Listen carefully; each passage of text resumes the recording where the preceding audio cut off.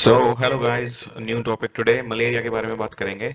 आजकल काफ़ी मलेरिया के केसेस आ रहे हैं जिस एरिया में जो एरिया एंडेमिक रहता है और या फिर कोई एपिडेमिक रहता है। एंडेमिक मतलब कि एक स्पेसिफिक एरिया में आपको मलेरिया के केसेस मिलते हैं, और एपिडेमिक मतलब कि किसी एरिया में यूजुअली उतने केसेस मिलते हैं लेकिन ज़्यादा मिल रहे हैं। लाइक से कि मतलब इस एरिया में एक कॉलोनी है, कॉलोनी में 10 केस यूजुअली मिलते ही हैं हर महीने, लेकिन एकदम से 50 केस हो गए तो वो एपिडेमिक हो गया।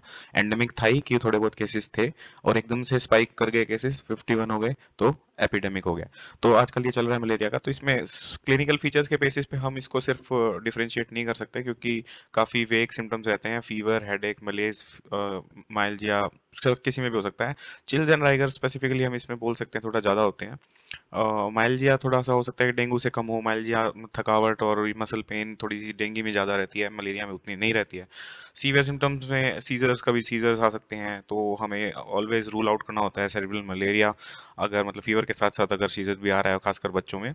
और इसमें एक खास बात है कि मेनिंजेस इन्वॉल्व नहीं रहती ज़्यादातर, तो नेक रिजिडिटी नहीं आएगी, है ना, मेनिंजाइटिस के साइन नहीं आएंगे।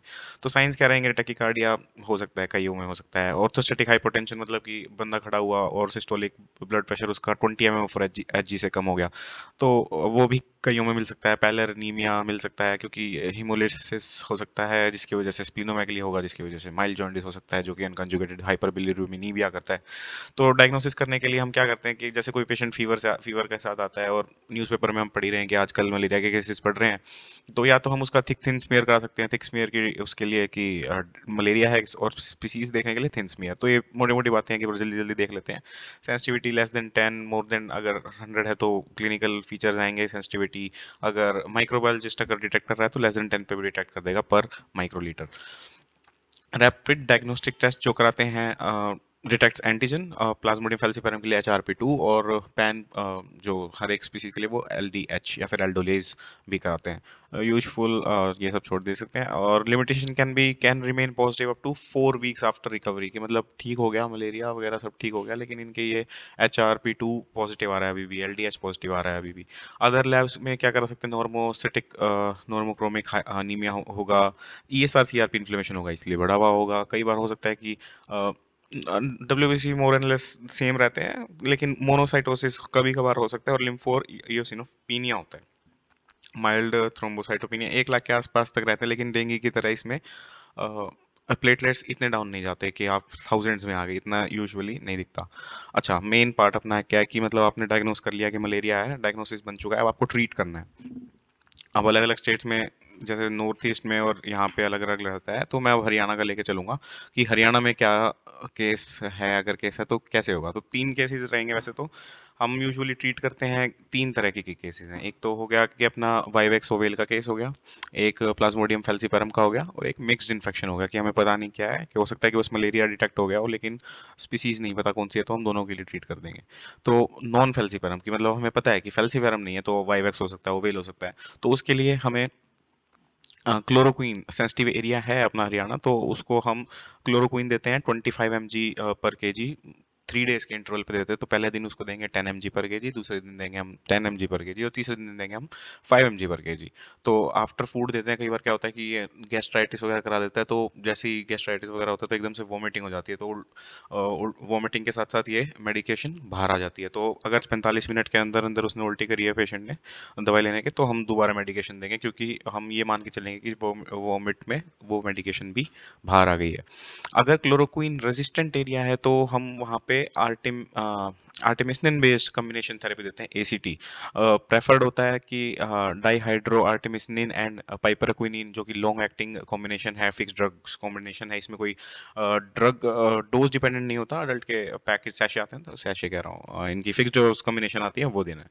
रेडिकल क्योर क्या होता है कि मतलब आप लीवर में इनके गेमेटोसाइट्स और इनको किल करना होता है ताकि इनका रिलैप्स ना हो, तो उसके लिए हम प्राइमाक्विन देते हैं 0.25 mg/kg per day for 14 days. और 14 डेज का अगर हम ट्रीटमेंट नहीं देना चाहते, सिर्फ 7 डेज का ट्रीटमेंट देना चाहते हैं, तो हम 0.5 डबल डोज दे सकते हैं, ताकि इंटरवल हाफ कर सके, 0.5 mg/kg फॉर 7 डेज। और इस प्राइमाक्विन को हमें प्रेगनेंसी में, लैक्टेशन में, लेस देन 6 मंथ के इन्फेंट में, और G6PD डेफिशिएंसी में अवॉइड करना होता है, क्योंकि G6PD में वो हीमोलाइसिस कराता है। ठीक ठीक है, ये हो गया अपना वाइवेक्स का। आगे जब समरी में करेंगे तो इनका रिव्यू एक बार देख लेंगे। फैल्सीपैरम मलेरिया को अनकॉम्प्लिकेटेड है तो आउटसाइड नॉर्थ ईस्ट ही हम देखेंगे, क्योंकि एसपी हम आर्टिसोनेट एसपी आर्टिसोनेट एसपी, और अगर वहाँ नॉर्थ ईस्ट में है तो आर्टिमिथल ल्यूमेफेंटिन, जो कि हमारे काम का अभी नहीं है। ठीक है,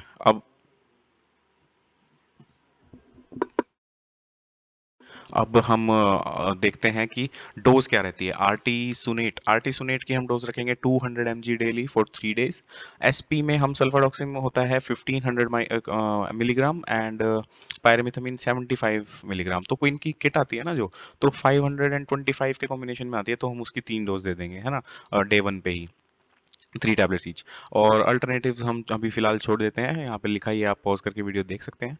प्राइमाक्विन हम देते हैं फैल्सीपैरम में सिंगल डोज देते हैं 0.75 mg per KG on day 2, not for the benefit of the patient but for the blocking of the gametocyte transmission for the community benefits. Alright, अब मिक्स्ड इन्फेक्शन हो गया तो हम क्या करेंगे, फैल्सीपैरम को ट्रीट करेंगे एसीटी से, 14 डेज का या 7 डेज का वाईवेक्स के लिए प्राइमाक्विन का कोर्स चलाएंगे। तो अब अगर पेशेंट अगर टॉलरेट नहीं कर पाता ओरल, तो उसको हम एडमिट करवाते हैं and we give IV therapy.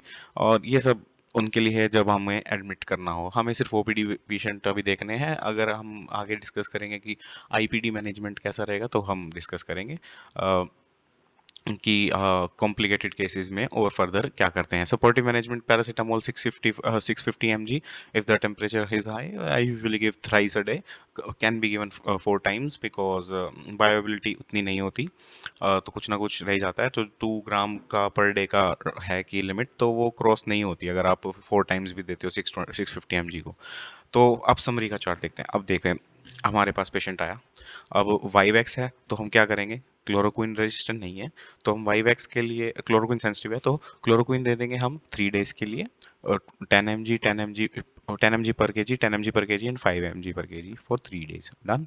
Then for radical cure, primaquine 7 days 0.5 mg, अगर 14 डेज देना तो कम डोज 0.25। ठीक है, इनका डन है। फेल्सीपेरम अगर आ गया हरियाणा में तो ASP, ASP, ऑलराइट। ASP कहाँ गया, हाँ आर्टिसोनेट एंड SP। और सिंगल डोज हम प्राइमाक्विन की देंगे 0.75। अच्छा, इसकी आर्टिसोनेट 3 दिन देंगे 200 mg फॉर 3 डेज। SP हम देंगे single dose 1575 and single dose of primaquine on day 2 0.75 mg per KG. Alright, mixed infection हुआ तो फेल्सीपैरम वही अपना आर्टिसोनेट 200 mg for 3 days, SP on day 1 and primaquine will give for 7 days 0.5 mg per kg and for 14 days अगर देना है तो 0.25 mg per KG. Alright, तो अब ये जो ग्राफ हमें दिख रहा है, ये जो ग्राफ दिख रहा है अनकॉम्प्लिकेटेड मलेरिया का है, जो हमें ओपीडी में मैनेज करना है। ओपीडी में मैनेजमेंट की ही ये वीडियो है। और अगर वाईवैक्स आता है तो chloroquine 3 days, alright, 10 mg and 5 mg per KG and primaquine 0.25 mg per KG for 14 days, या फिर हम 0.5 mg per KG for 7 days. Falciparum है तो हम अपना हरियाणा के लिए देखते हैं तो यही है, artesunate and sulfadoxine pyrimethamine 200 mg plus 1500 mg and 75 mg। Alright, on day 1। और ये तो आर्टिसोनेट तो अपना 3 दिन चलेगा। Primaquine 0.75 mg per KG for on day 2 and या। और मिक्स्ड इन्फेक्शन के लिए हमारा रहेगा कि ACT that is 200 for 3 days artesunate and SP 1575 on day 1 and primaquine for 7 days 0.5 mg per KG. तो ठीक है, हमने विद इन 10 मिनट्स ये टॉपिक कवर कर लिया है। ओपीडी मैनेजमेंट अब हम कर सकते हैं अपने आप मलेरिया का, तो बस ये वाला टेबल देख लेंगे और रिवीजन हो जाएगी। Okay guys, thank you very much, see you in the next video.